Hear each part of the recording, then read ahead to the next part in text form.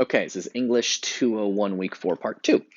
Um, so I was mentioning Gregor's reaction is a little bit like a dream. You know how in a dream, now again, is the whole story a dream? No, it's not going to happen. There's not a twist coming where it's going to turn out this was all a dream. There also, by the way, is not a twist coming where it turns out a wizard turned him into a bug.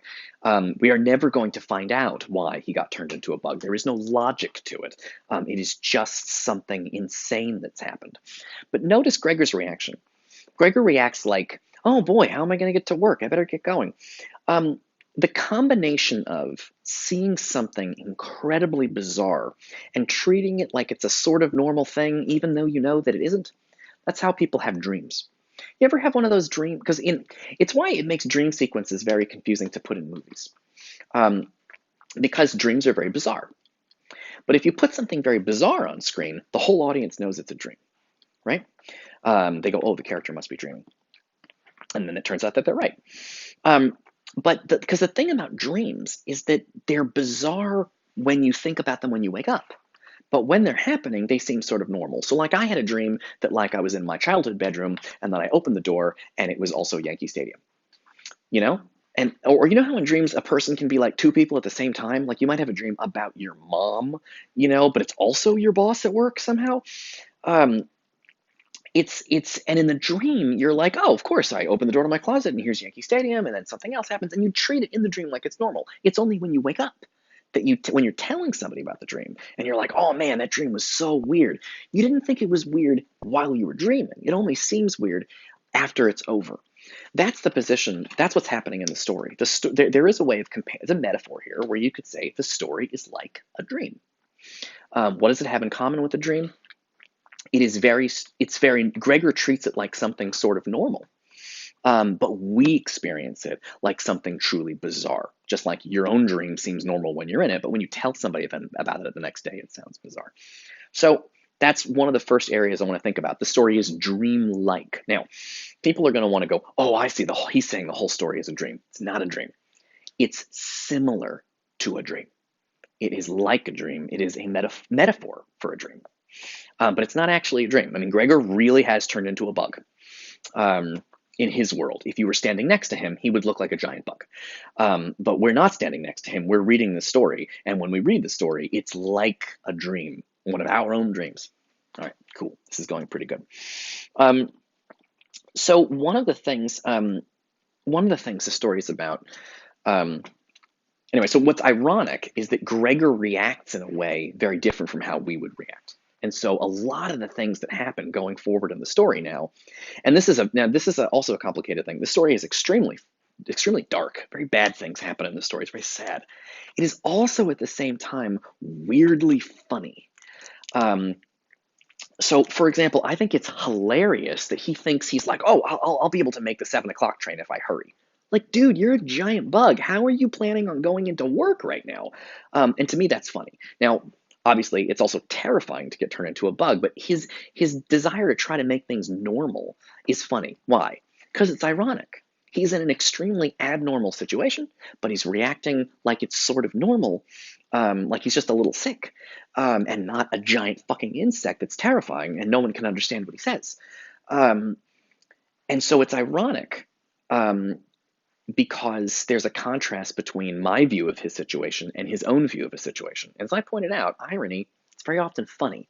So the story is sort of funny in an uncomfortable, weird way. If you know the Coen brothers, it's that kind of funny. Okay, cool. So for example, just to give an example, something funny at the bottom of page 1, Gregor says, well, what if he reported sick? But that would be extremely strange and suspicious, as in 15 years of service, Gregor had never once been ill. His boss would certainly come around with the doctor from the medical insurance company, accuse his parents of having a lazy son, and accept the doctor's recommendation not to make any claim, as the doctor believed that no one was ever ill, but that many were work shy. They just don't want to go to work. And what's more, would he have been entirely wrong in this case? Gregor did, in fact, apart from excessive sleepiness after sleeping so long, feel completely well, and even much hungrier than usual. So he's like, I can't call a doctor and claim that I'm sick because I'm not sick. I feel great, actually. I'm just a giant bug. Like that's funny that he thinks It's very funny that he thinks it's unfair that a doctor's note. He thinks a doctor's note should not excuse him because he's not actually sick. Um, Although also there's very sad things mixed in here, um, like the fact that he's never taken a sick day in 15 years.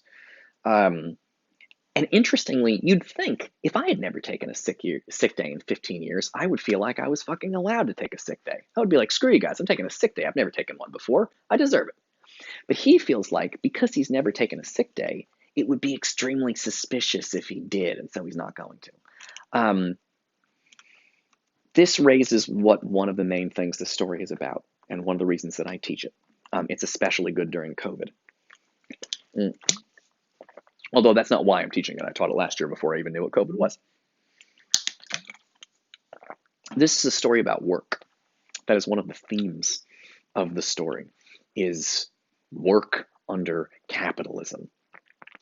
Gregor's situation at his job may remind some of you of your situation at your job, and Gregor's bosses may remind you of your bosses. That is why I do not want us to say, oh, the whole thing's a dream. Oh, the writer's on drugs. Oh, he's a schizophrenic or a psychotic. No. Gregor is very similar to a lot of us that have jobs under capitalism. So we're gonna take a look at that. So I give you a nice example. Gregor takes a train to work every day. It is the 5 a.m. train. Geez, so he gets up at 4 o'clock in the morning to catch a 5 a.m. train. Um, that's really early to go to work. What makes it even crazier is that the first time in his life, 15 years, never a sick day, he never misses that train. And as soon as he does, the boss comes knocking on his door to be like, where the fuck are you? Do you see what kind of it's very similar to a nightmare? This is like a dream you would have. Again, character's not dreaming, but it's like a dream you would have because it's about guilt and feeling he feels guilt. If you had a dream because you felt guilty about not going into work, part of that dream might be that like your boss comes banging on the door of your apartment at like 6:45 a.m. to be like, how come you're not at work? Um, that's crazy that he's never missed a day of work, in the split second that he does, the boss is at his house, bad mouthing him to his parents. Um, so this is a story about work and about feeling guilty about work. By the way, it's a story about many things, but work is one of the big things that it's about. Okay, this is going well. Let's keep going. All right, cool. Let's grab another little detail here that I think is worth talking about. At the top of page 2, you mentioned that the words could be, that when he talks, the words could be made out at first, but then there was a sort of echo which made them unclear, leaving the hearer unsure as to whether he had heard properly or not. So Gregor talks, and the family can sort of hear him, but then they don't really understand what he said. I'm going to suggest to you that this is also a metaphor. And it's really happening. People cannot understand Gregor after he's been turned into a bug. But if you notice the way his family treats him and the way everybody treats him, it kind of feels like they never understood him in the first place. They never understood, they didn't really care about him very much, and they never understood what his wants and needs are. He is working to get his family out of debt, and they do not treat him very well. I don't think they listen to him. So turning into a bug doesn't really change that situation.